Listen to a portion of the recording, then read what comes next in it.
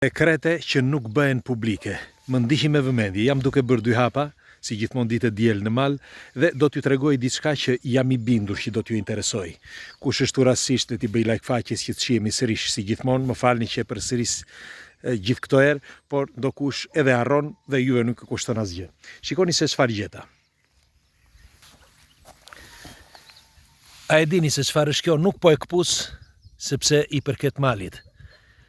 Tani jemi në mars dhe sapo kanë filluar të qelin lulet, këtu kanë qel shumë dhe kjo është një lule, le të themi, që rritet në lartësi mbi 700 metra, dhe por kjo këtu i përket një familjeje, dhe tani po ja u tregoj që është me interes.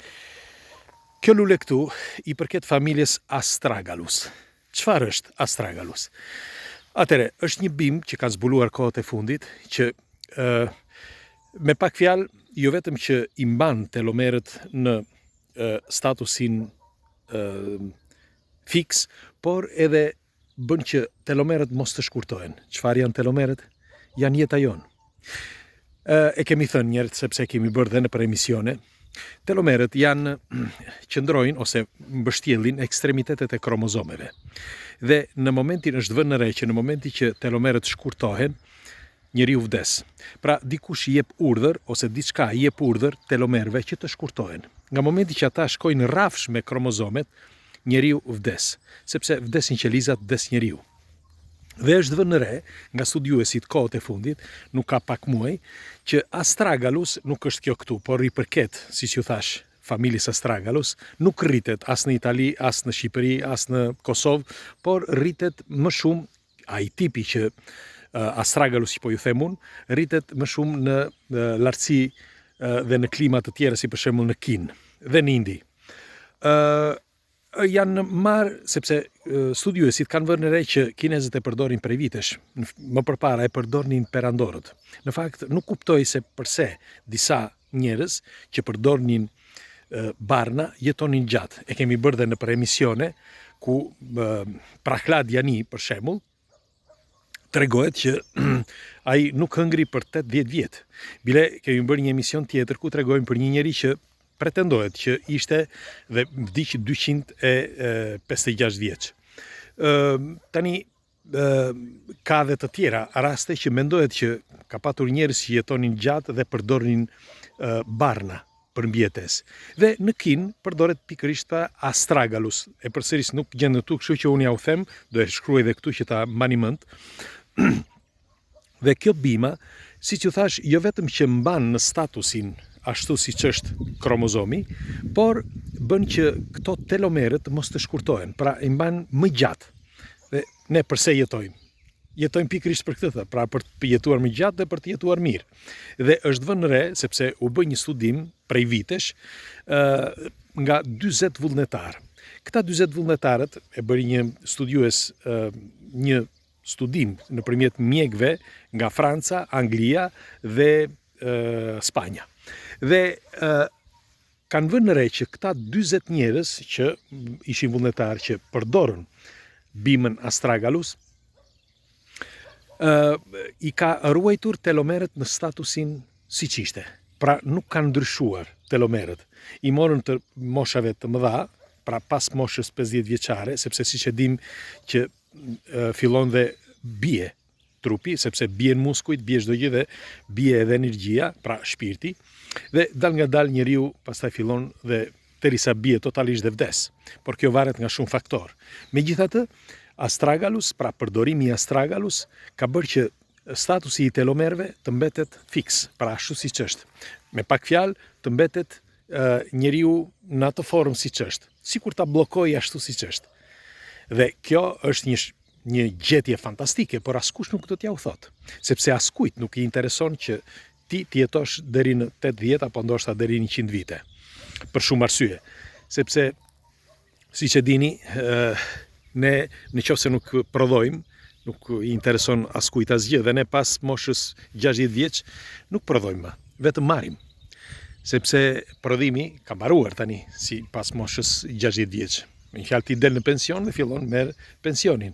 Por virin re, sa njerëz marrin pension pra që e gëzojnë pensionin pas moshës 60 vjeçare? Shumë pak, apo jo? Pse?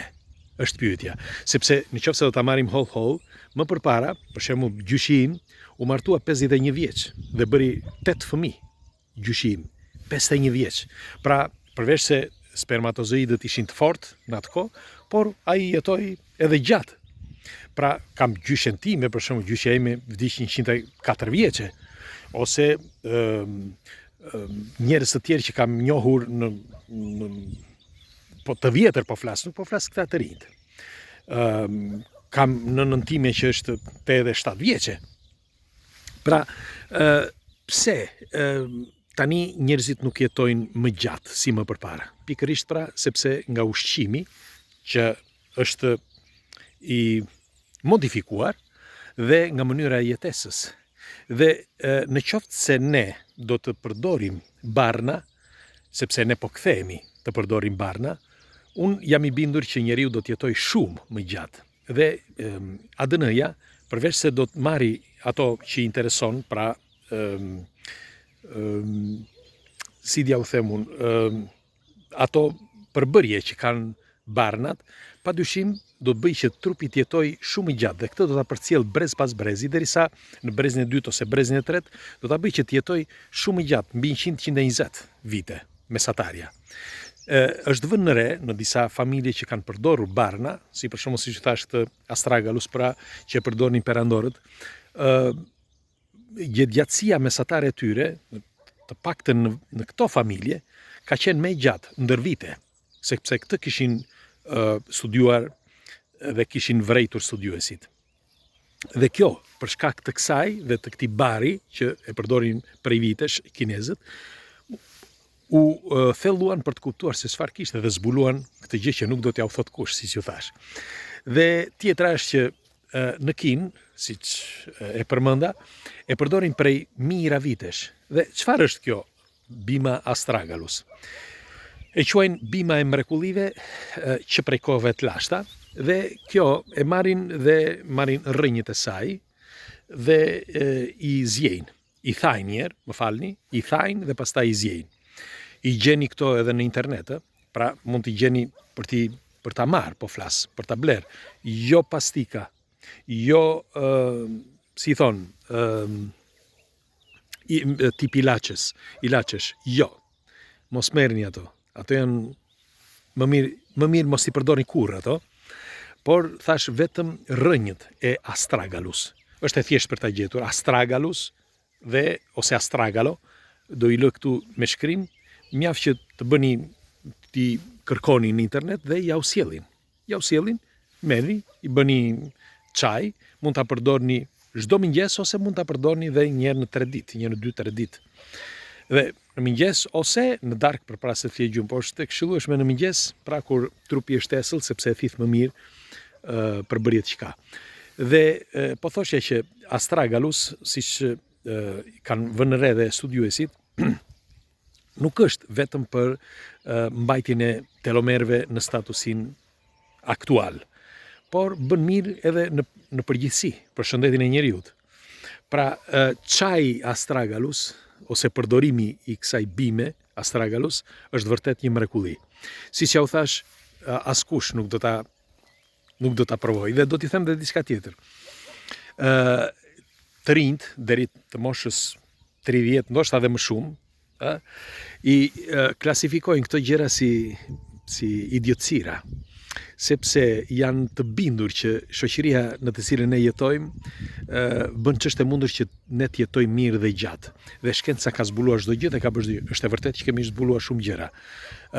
I kemi konstatuar sepse i ka zbuluar dikush tjetër, i dim që prej kohëve të lashta, por disa gjëra edhe përdoren, disa jo. Është një argument kompleks, sepse edhe mënyra të jetuarit jona, pra edhe ushqimet, ne jemi pra vetë njerëzit që shpesh edhe dëmtojmë njëri tjetrin duke prodhuar ushqime të dëmshme, qoftë të zarzavatave, të frutave që u hedhin ato gjërat brenda, por qoftë edhe ata që bëjnë mjellra apo gjëra të tjera, apo qoftë edhe qumësht apo pije të tjera, që hedhin pislëqe brenda duke menduar se ja hodhën tjetrit, pa e kuptuar që vrasin dikë dhe ata po vrasin këtë, në këtë rast me ato që të tjerët prodhojnë. Pra ne kemi shumë probleme në përgjithësi, megjithatë ne po rikthehemi, që ta dini sepse këtë nuk do t'ja u thonë, ne po rikthehemi të përdorim barna. Dhe një pjesë e mirë e mjekëve, doktorave, përveç se tani kanë filluar që të reduktojnë ushqimin tan pak, por kanë filluar që të përdorin sa më shumë barna, sepse kjo bën që të jetosh jo vetëm mirë, por të jetosh edhe më gjatë.